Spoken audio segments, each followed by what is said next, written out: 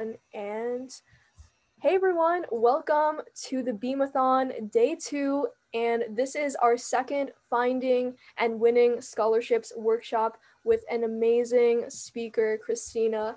And before we introduce her and give her the floor for her amazing presentation, I'm quickly going to introduce our first prize opportunity for this workshop. So if you'd like to win some Beam merchandise, you know the drill, these stickers and stuff like that, and even a giant sticker sheet, feel free to follow Beam Community on Instagram, and then at any point within this workshop, just take a picture of you at the workshop or take a picture of the workshop itself and then post it on your Instagram story and tag Beam Community.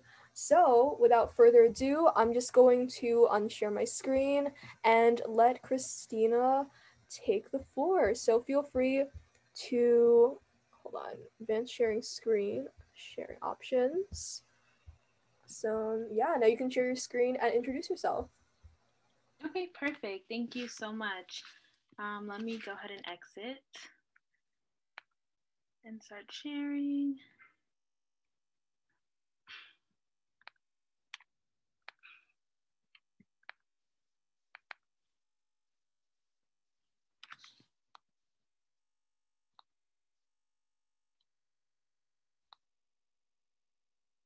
Okay, great.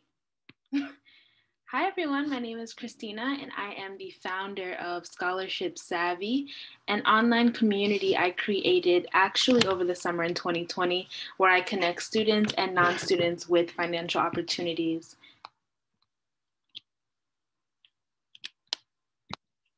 So a little bit about myself. I'm currently a senior at Florida Atlantic University located in Boca Raton, Florida. I got my AA from Florida A&M University in HBCU in Tallahassee, Florida. And I have won over $300,000 in scholarships and grants in my lifetime. I'm only 20, so I think that's pretty good so far. Just so you guys know why I'm qualified to speak to you today. And I will be graduating debt-free this spring. And I just recently won the Charles B. Ringo Fellowship. So if any of you guys are interested in like international development affairs, diplomacy, foreign service, that's a really big deal if you know what this opportunity is. It was about over 1,000 applications and narrowed down to 45 applicants in the finals. So I'm pretty good with fellowships as well. And then I started my passion project, Scholarship Savvy, in June 2020. And today I'll be talking to you guys about finding and winning scholarships. And we can start from the where. I came up with this list. So the first one is other local schools and universities. A lot of people forget to look at their neighboring competitors. And also with schools, it kind of depends on your counselors and other things like that. But not every school is equal, I like to say. Not every school has the same opportunities. So by looking at your other websites, I know when I was a high school senior, I used to go on I had like 9 other high schools, and I found so many scholarships. And I actually had a teacher that I knew who added me to their Google Classrooms. And that's how I found a whole bunch of scholarships happening in my community. The second one will be fraternities and sororities. I did not know until I went to college what a fraternity and sorority is. So it's kind of like a club of people. It's the best way to explain it for someone who doesn't know, who do service around the community. But I didn't even know that there were chapters in my hometown. And when I found out, I did a simple Google search and I won a $1,000 scholarship from Kappa Alpha Psi, which is actually a male fraternity, but they still gave me a scholarship. And it looked like it was a scholarship for males, when in actuality, I was able to win it. Your local churches are often giving out money to seniors. Social media, I know we're all on it, so you'll be surprised how many scholarships are all over Instagram, Facebook, Twitter, and especially LinkedIn is one that is really slept on. So get on there and just do like a simple search in Google scholarships and a whole bunch will pop up. Your hashtags, hashtag scholarship opportunities, hashtag funding opportunities, hashtag money for college. All of those, if you follow those hashtags, they will pop up automatically on your feed, even if you're not following these pages. And then hospitals and government offices are kind of like your more local places that will give away money just because. So the government offices, I won a $1,000 scholarship from my mayor, actually, and they won't publicize this really heavily. So you just have to be on the website and ask around. And also places of employment are great options to ask your parents, to ask their supervisors if there's any programs available. You'll be surprised. I know Burger King has one, but even just like your smaller places of employment, you really never know. And then the last two are just the ones everyone knows, you know, word of mouth, talking to other people, and then those popular websites like FastWeb and Niche. Next, I have local versus regional versus national, which always comes up when talking about scholarships. So my rule of thumb is that local is always the best to go, no matter what, just because there's less competition and less people that know about it, and it's easier to win. You're only competing against people that are kind of in your own neighborhood, so within your city, maybe county even, and that's not that hard to do if you're ranking well, if you have a high GPA. So that's why I always recommend local.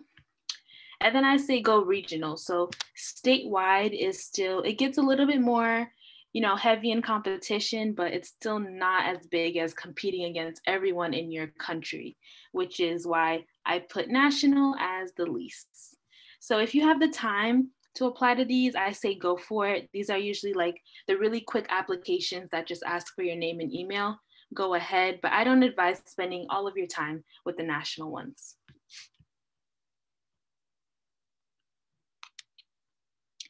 And you found the scholarships, now what? Finding the scholarships are 10% of the battle, and applying to them is 90%. That's where all of your time is gonna go to. So my number one tip, once you find a scholarship, you need to stay organized and stay on top of them. The deadlines, recommenders, getting everything together.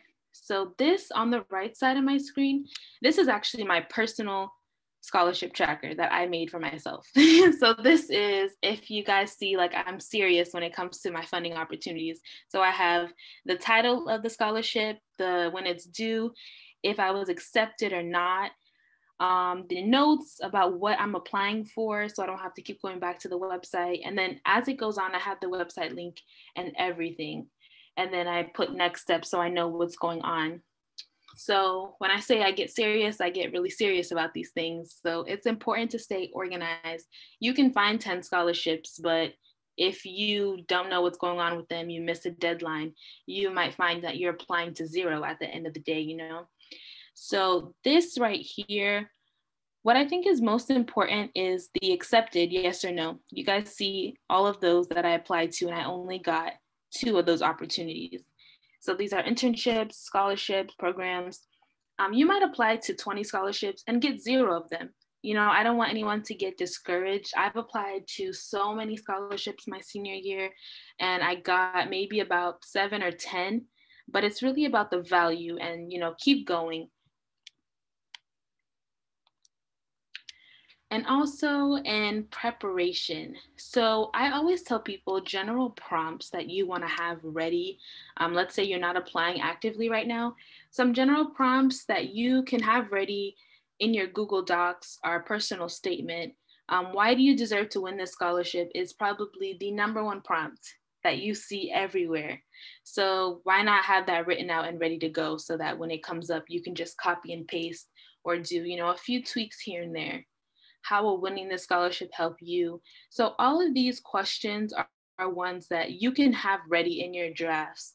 So whenever it comes up, it's just a simple tweak, copy and paste, and it's ready to go. And boom, that's a scholarship that you can apply to right then and there. You know, you're not spending days on there. And then documents, just like my tracker that I just showed you guys, I have a document folder named current docs ready with all of this information. My transcript, my most current up-to-date one. I try to update my transcript in that folder maybe like once a month. It's really not necessary. You can do it once a semester, but just so I have that current date on there. a personal statement, your birth certificate copy, passport, and recommendation. So these are all serious documents that sometimes can get asked with scholarship applications that I just keep on ready. You know, if you stay ready, you don't have to get ready. So with the letters of recommendation, even say you're not applying right now, I say go and ask like 2 or 3 of your teachers, your coaches, your extracurricular supervisors. Ask them to just write you a general one where you don't have to worry about the name of a certain scholarship being on there. So you can just have that ready whenever you need it. And then tips for application. My first one is if you have the space to list the description of your activities, use it.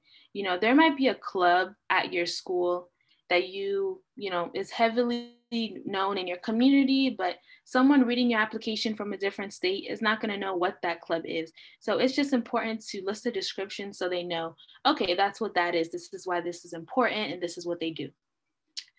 I say to always list the dates of your involvement.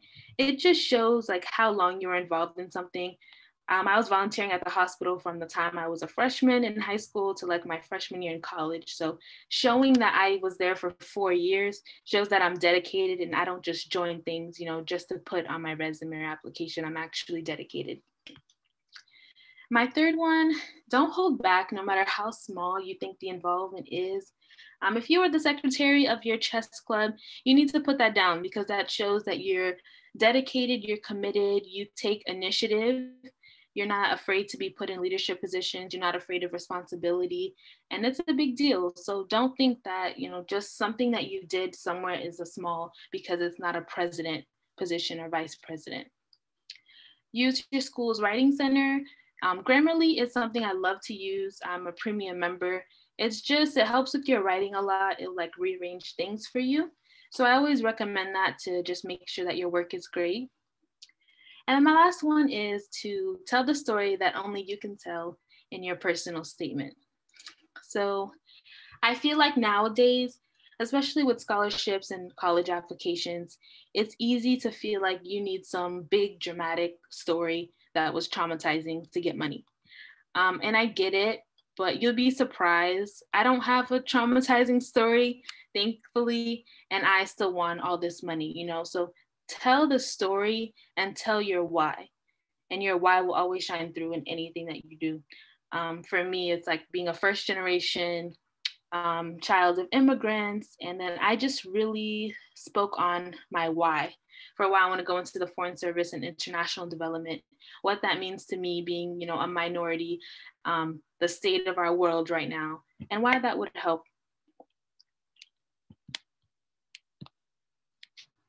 And acing the interview. So some scholarships do have that next level step of having to do an interview. And my first tip, dress in business casual professional. This is one that's always said, it's a given. It's always better to show up in a suit and tie than to show up in jeans and feel even more nervous or like you're unprepared. Bring copies of your resume to the interview in a professional folder. So like a manila folder is fine. And you always want to bring at least 10 so that you can pass around your resume.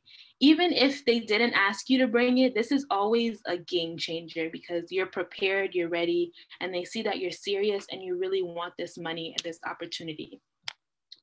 Know your why for your future career and ambitions. So like I was saying, your why will always shine through. Just know, you know, why you really want to do something. I know a lot of people go into certain majors just for money, but they don't really have a passionate why. Mention your ethnic background if you're a first generation student. I think it's always important who you are, where you come from, how you're brought up. You know, that's an important part of who you are in general. So always mentioning that. Mention anything you might have not put in your application if you think it's important and you just missed it, or you can add a little bit more detail. Definitely mention that in your interview so that they know. And be able to talk about the information you presented in your application. You do not want to get a question about an opportunity that you had and just go mute whenever they ask you about it. So always make sure that you look over the application that you sent off if you get that interview.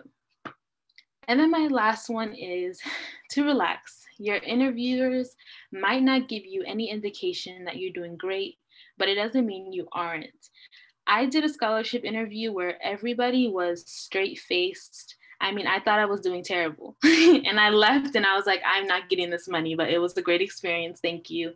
It was like 7 people all around a table and just me at the beginning. So it was so scary.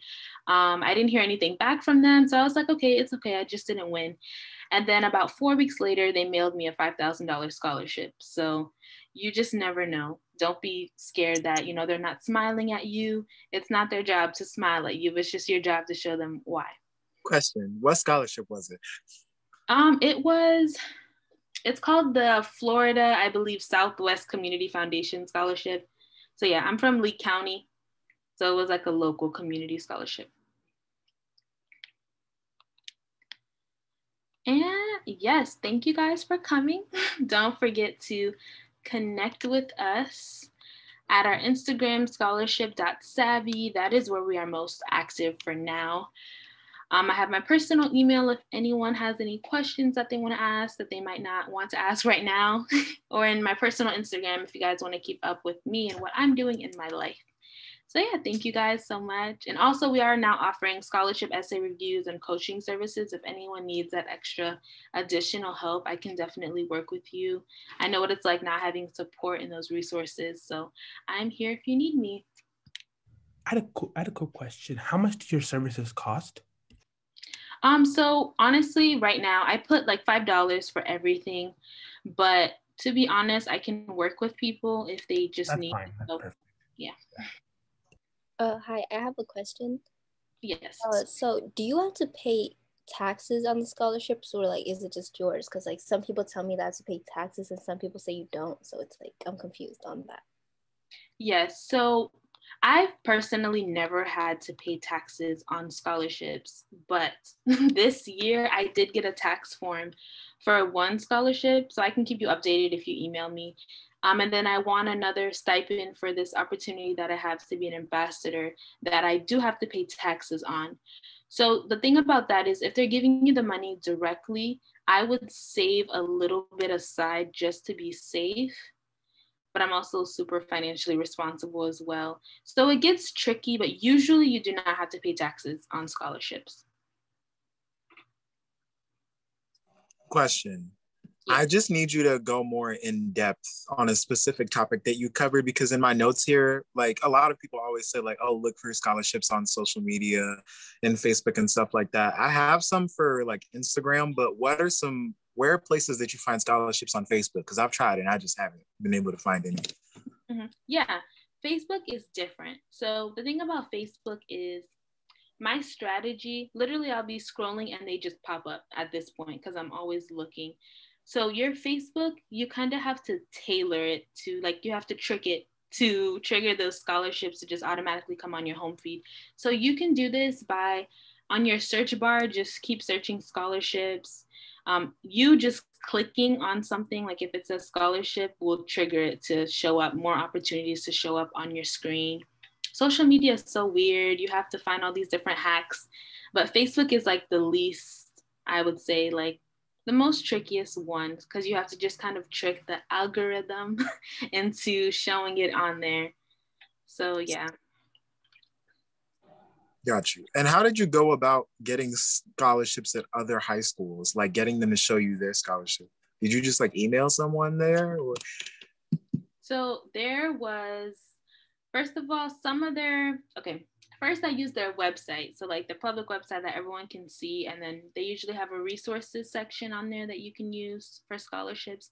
And then I did know a teacher who was my mentor because I joined her mentorship program and she happened to be teaching at another school. And then I had her add me to their Google Classroom. Now, if you don't have a teacher there or that connection, I would say if you have friends like at neighboring schools, they can probably try to add you to the Google Classroom or give you the links, or even just emailing, like just get the emails of a counselor, another counselor, just say, hey, I'm looking for additional resources. That's a hit or miss because you can get a super nice counselor who's willing to help everyone, regardless of whether or not they're a student at the school, or, that counselor that doesn't really want to cross those boundaries. So, but I always say, don't be afraid to reach out. You know, the worst someone can say is no. And I know we hear that a lot, but literally it's just a no. So. I have another question. What exactly do you put in a personal statement? Yes. So if you're doing a general personal statement, I always start with, I wish I had an example on me, but I start with, my name is Christina. Don't start like that, but just a basic outline is who you are, where you come from. So I always mention my background, Haitian American. I go to this school if you're a high school senior. I think Samson, are you Haitian too? I'm a high school senior. And then I go into kind of like your why or your background. If that's, you need finances. So maybe, you know, you come from a single income household, you have a single mother who has been taking care of everyone for you. So your big story, maybe you're like, you move around a lot. You come from a family with a background who's in the army. And then you want to end it with, this is the easiest paragraph, should be like the last one. This is why I'm going to this university. I want to go here because they have this great program that's going to allow me to do this and this and this. And I eventually want to be a nurse because I want to save lives and go, you know, just everything that I would start with the beginning, introducing yourself. The middle would be like your big kind of life story, which only you can figure out. You know your why and what you've been through in life. And then the last ending in where you want to go into life. So I always say if you email me, I can try to send you a copy of my personal statement, but I always say to keep that general one there. And then like, if you get a scholarship prompt, you can kind of tweak it based on, sometimes they have general questions and sometimes it's just give us a personal statement. Excuse me, I have another question. Yes. Okay, sorry, hold on. I just gotta refresh my memory real quick. Oh, no, you're fine. So when you look for when you apply to like scholarships, should your essays be like personal, like make it personal? Does that make sense? Yeah, I know what you mean. Like going kind of deep. This is what I meant by the trauma thing. I just really hate that that's how it is, but it really is. Trauma sells, and I hate that, but that's what someone said. So I would say there's a way to get personal without getting personal, you know, like making people think that you're sharing a lot without actually, like, they don't even know. This isn't even the full story. This is like 10%, but it's just a lot.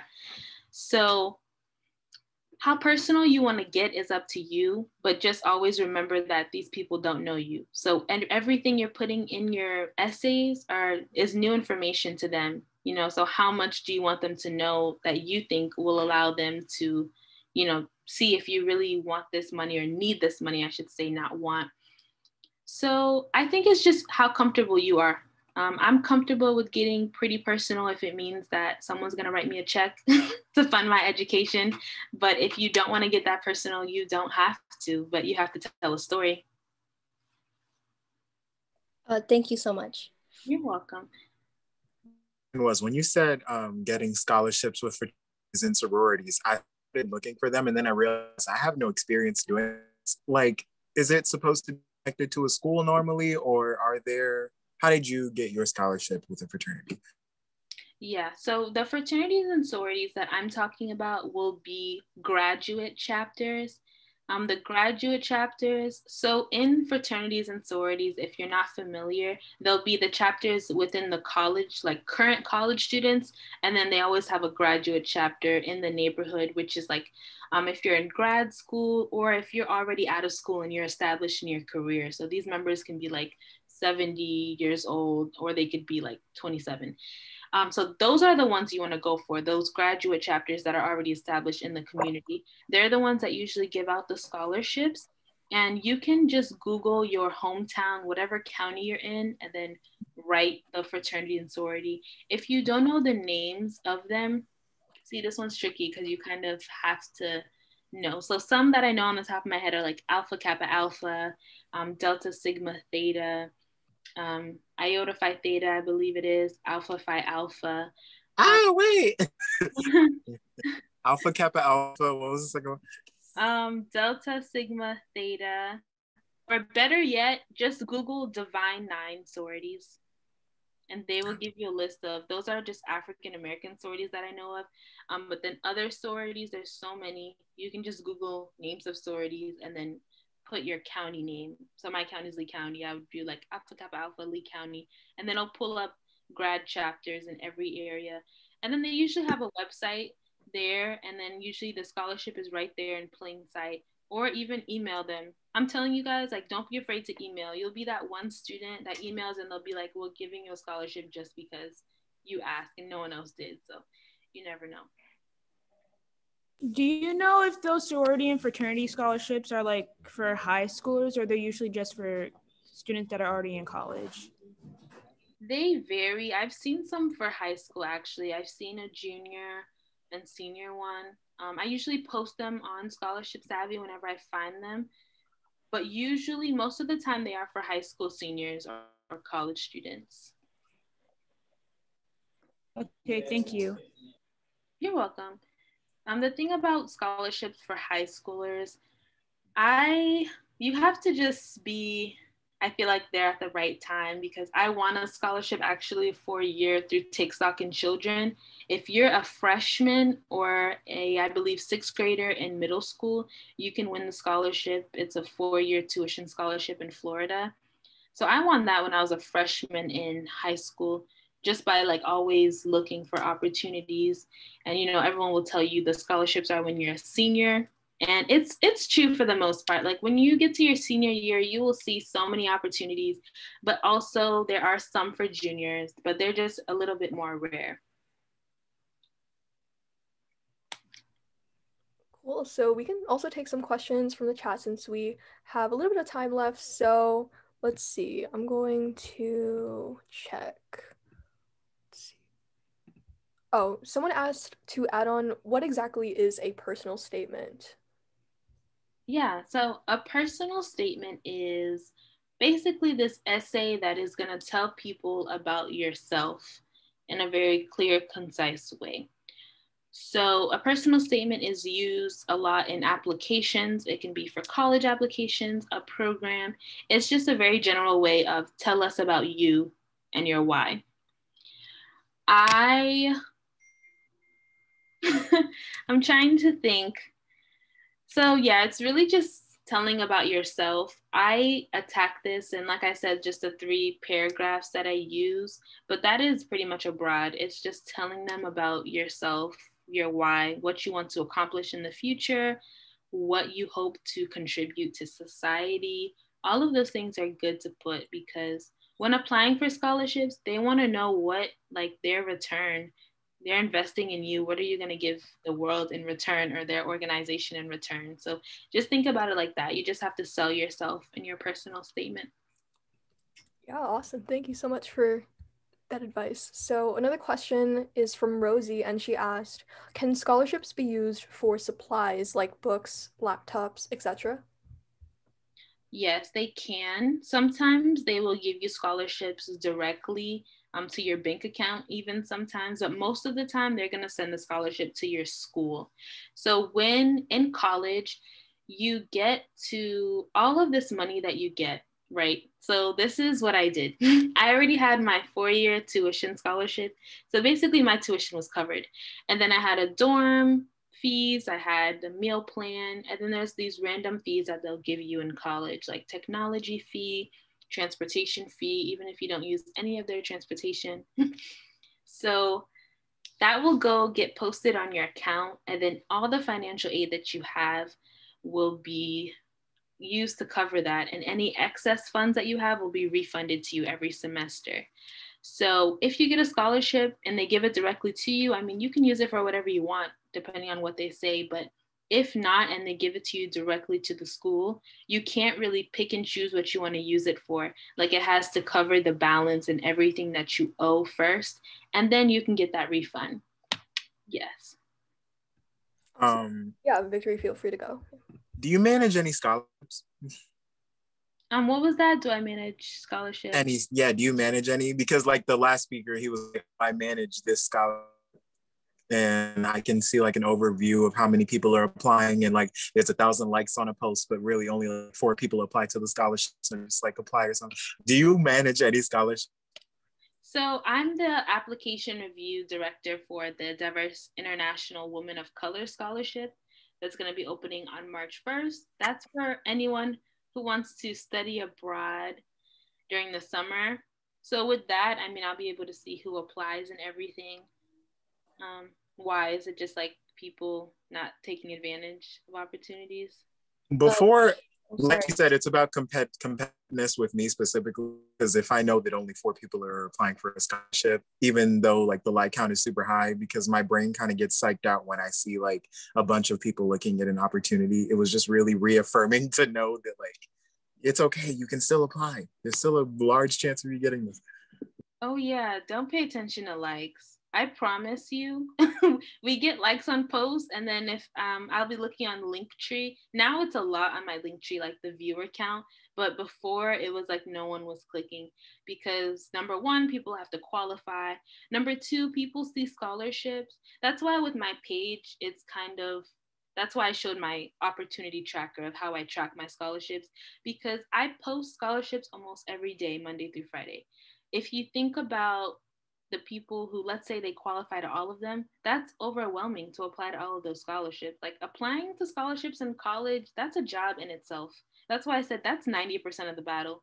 I can give you an opportunity and say, here, there's this scholarship, but I can't force you to get your personal statement together, to spend time writing the essay, to spend time editing the essay, to spend time asking your mom for the birth certificate, to spend time, you know, getting letters of recommendation, which is a job in itself. And I forgot to mention with letters of recommendation, don't be afraid to be aggressive in a nice way. To be on your teachers, like, hey, this is due then. Send reminders every 2 days, 3 days if the deadline's coming, because this is a lot of money and it's, you know, a big deal. So yeah, I mean, you can give someone the opportunity, that's 10% of it, but for them to actually apply and put in the work, that's like a whole different, I can't teach, you know, that part of it. Some people are asking in the chat, what was the name of the scholarship again that you were overseeing? Yes, it's the Diverse International Woman of Color Scholarship. Let me pull up the Instagram. Yeah, cool. You could just send the link in the chat to the Instagram. Yeah, let me. Yep, that's the scholarship. If you're studying abroad, it's going to be $500, and we're awarding it to multiple people, which is even better. If you see that there's multiple people that can be chosen for a scholarship, you absolutely want to apply because that's more chances for you in that one opportunity. So yeah, I say never let that psych you out. Absolutely never. So this is a scholarship. It was created by Leah. And yeah, it's going to be opening on March 1st, and it'll be open until May 1st. So if you decide to apply, I'll be reading some of your applications. And yeah, this is the website. Let me try to drop the link. Wait, quick question. So when you study abroad, like, where would you be staying? Yeah, so I studied abroad in Ghana, 2019. When you study abroad, you most likely will be staying on their campus, or they'll provide you with housing or tell you where you're going to be staying. So sometimes it's the campus, sometimes it might be like an international housing unit. You might be staying with a family if you choose to do homestay. So it just really depends on what you're looking for in your opportunity. Is this scholarship like, is it for like high school seniors and above, or is it for high school and college in general? So this one is for college. It is for college. Let me see. Can you guys still see my screen? No. No? Okay. But yeah, this one is for college students. Graduate students do apply. But for high school, there are study abroad programs as well. you have to look, like I said, email me, like if you have specific situations, because I'll be able to kind of flow better. But high school, you can definitely study abroad though. If you just Google high school study abroad programs, that's something I wish I would have done because I didn't know that you could study abroad in high school actually. But yeah, you can definitely do that.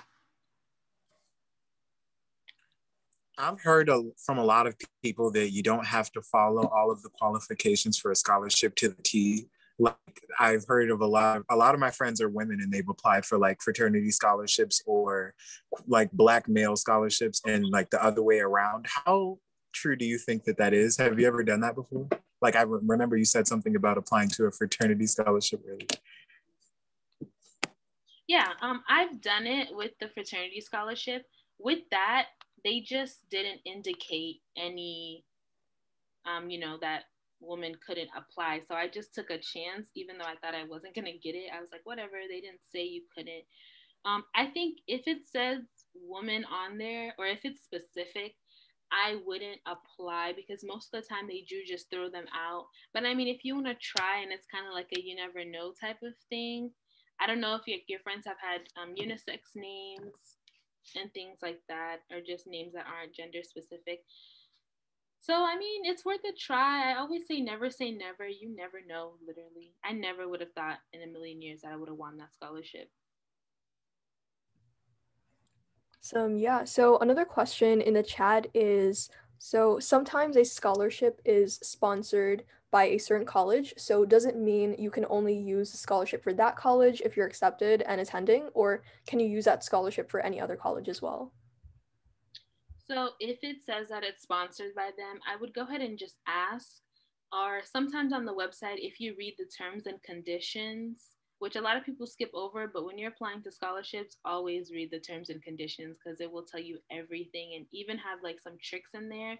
Like you have to do 500 words in your essay to qualify, but a lot of people won't read the terms and they won't know.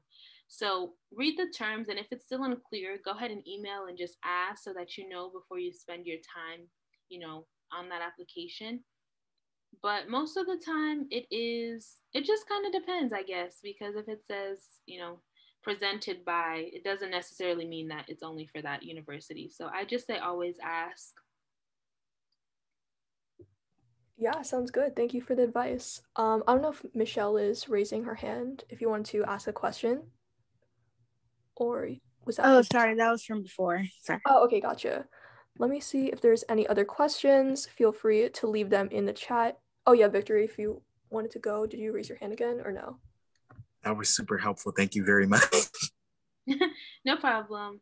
If you guys want to ask anything about like dorm life in college, going away from home, I went 6 hours away from home. I studied abroad in Ghana. Yeah. Transportation.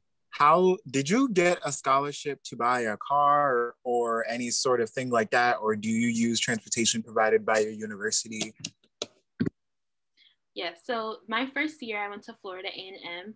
You're not allowed to bring a car as a freshman. So I was getting around by Uber, so expensive. But also if you live in a very heavy college town, what they did is created their own group chat for rides on GroupMe. And so like people from the neighborhood, use your intuition on how safe this would be for you. But they would do like $5 rides, $3 rides, because it was cheaper than Uber. So that's just like a resource we had. And then sophomore year, I was allowed to bring my car. And what I did is when I was talking about that refund that you can get in college, I used one of my refund checks to buy myself a car. So I put that on top of the money that I saved. So that's why you can never win enough money. I tell people this because they don't tell you about refunds before you get into college. Because I reached a point where I was like, I think I have enough to cover everything. Like, I'm fine. I don't need to apply anymore. But when I started getting those refund checks, I was like, okay. And I used it for school still, I still had to pay for transportation, for food, and all of that stuff. So I was still putting it back into my education and other programs. Another refund check I used to pay for studying abroad in Ghana. So, don't forget about those refund checks. You can use them. I'm not afraid to say how much I got. I would get like between $3,000 and $4,000 for refund checks. So it's where is these scholarships you applying to, sir? Yeah, what helped me out a lot was the 4-year tuition one, which was in Florida. And I applied for that my freshman year in high school. No one cared about getting scholarships for college. No one was thinking about that, you know? They were just excited to be in high school. And I knew that I would have to fund my education. So that's another one of those examples of this is this huge opportunity. I think a lot of people are going to apply for this, and then you'll be surprised how many people don't apply for it. Hi, quick question. So Yes. have you ever applied to like the Questbridge scholarships? I have not, and I'm not too familiar with them either. Oh, okay. I just wanted to ask because like it's a pretty popular scholarship, and apparently if you win, you get like a full ride to like matched with a college or something like that. I think that's pretty cool. And I think Michelle is also raising her hand. Yes, I was wondering. So I've heard of like the scholarships called the no essay scholarships, and I was just wondering like how are they able to pick people if no one writes an essay or anything like that? Yep. I wonder the same thing sometimes. But those are what I'm talking about, those national ones where it's like everyone just applied, just put in your email and you're going to be entered in. It sounds more like a giveaway to me than, you know, and like an actual scholarship process. With those, definitely read the terms and conditions because there's probably some type of like you have to do this and then they weed out a bunch of people because no one read the terms and conditions. But I don't know how they pick those. I guess it's a random pick. They usually tell you to in the terms like how they're gonna get picked. But with those, I apply even sometimes just because it's like a 1 minute, 2 minute thing. Just putting your information and go, you never know. But if they ask me to, you know, do a whole bunch of work, that's probably one that I wouldn't advise people to do because it's like you're just spending time and it's a big national, it's open to everyone, you know? Yeah, awesome. Thank you for answering that question. Unfortunately, we're running out of time, so thank you so much for that amazing presentation and answering everyone's questions about finding and winning scholarships. I know everyone found it really helpful, so go feel free to follow Christina on her Instagram and connect with her, maybe ask her questions and stuff like that. And yeah, support her work. It's really awesome. So yeah, basically that's pretty much it. And we're going to just take a few pictures and a video for our Instagram and tag you guys, and then announce our social media competition winners. So you can feel free to unshare your screen. And Perfect. Thank you so much, Skylar, for having me. yeah, awesome. So we're just going to take a few pictures. So feel free to turn on those cameras. Let's go. Come on, guys. I want to see those faces. Oh, can I quickly switch to my other device because I'm not able to turn on my camera on here? Yeah, sure. Yeah, feel free. Turn on those cameras.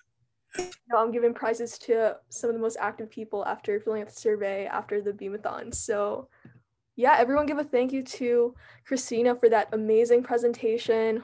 Hope you guys all found it helpful. And maybe you can ask her more questions on her socials as well. So, ooh, almost got a full screen. Turn on those cameras, guys. We got this. Almost there. Look at us go. More people. Oh, so close. We got those 4 more slots left for those photos. Come on, guys, you got this. I'm so sorry. I forgot to add. I just changed my Instagram name. Someone said they can't find me. It's being Christina James, not what I put.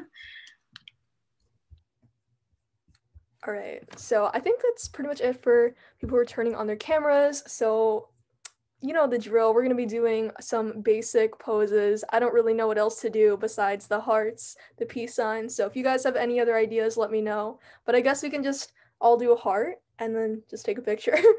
All right, so, oh, it's a very interesting way of doing a heart picture. Okay, so ready? 3, 2, 1. Hey, okay. Now let's do, I wish we all had like maybe like fake mice who can like flex it for like scholarships. I don't know. Remember at the opening ceremony? Okay, never mind. Is there a money filter on Zoom? Let me check. I don't think so, right? Is there no money filter? For real? Well, I mean, there's like a robber. No, we're not doing that. We're not doing that. We have ethics, guys. Okay, maybe let's do a peace sign, double peace sign. All right. Ready? 3, 2, 1. Okay, awesome. So now we're just gonna do a fun little video thing. So when the beat drops, I'm just gonna tell you guys to wave and then we'll just post it on our social media. So give me a second. Let me just, I'm wondering what song to do. Okay, I'll do this song. Do this. Hold on. We are young, we run free. Let me just. Okay. Wait 1 second. The whole world say it. All right. 3, 2. Wave. Finding and winning scholarships workshop number 2. BEAMathon day 2. Let's go. Thank you guys for coming. This was so helpful. Yeah. So much fun. Okay. It was so cute. Okay, so now that we got that out of the way, you know the drill. We're going to be announcing our social media competition winners. So let me just share my screen and go for it. So can we get a drum roll, please? And 3, 2, 1, and congratulations to these people for winning some Beam stickers. Hey, you know, I'm gonna throw it. Okay, so as you know, I'm gonna just contact everyone in the BEAMathon Slack after the event ends. And yeah, so thank you so much for coming. Thank you, Christina, for presenting. And we'll see you guys at the next workshop where we're going to meet some interns from companies like Google and stuff like that to talk about landing internships. So give me a second and play this. All right. See you guys in the next workshop. Bye, everyone. Bye. Bye.